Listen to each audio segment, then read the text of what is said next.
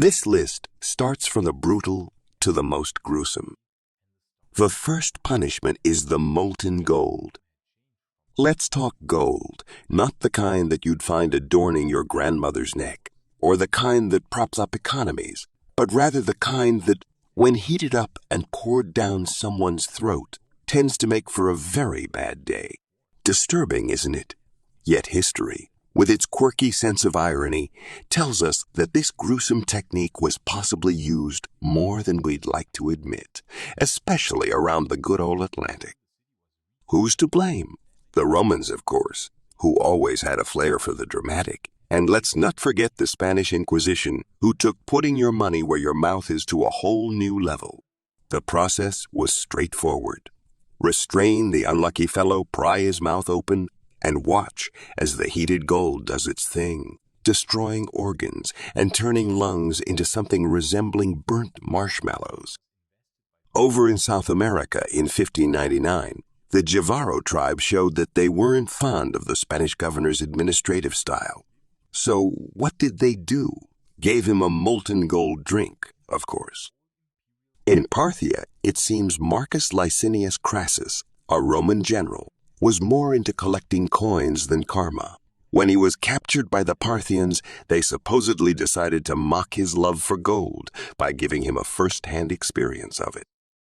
Not wanting to be left out, another Roman chap, Manius Aquilius, found himself on the wrong end of a gold pot after being defeated by Mithridates, 6 of Pontus. You'd think after the first time, Romans would got the hint about gold drinks not being all the rage.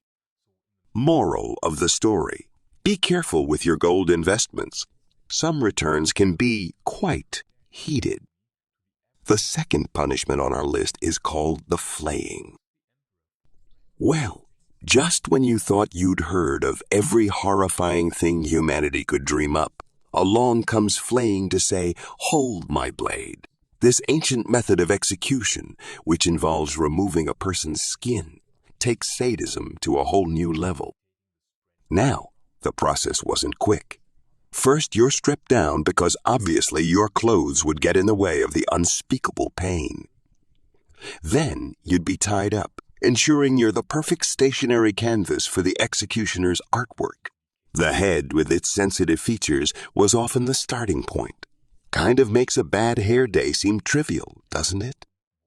In certain cases, there was even a boiling step added. No, they weren't preparing a bath. They were softening the skin to make it easier to peel away. As you might expect, the victims didn't last long.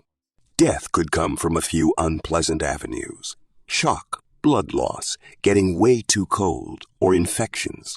When it was all over, the unfortunates' bodies served as a not-so-subtle reminder about the consequences of messing with the authorities.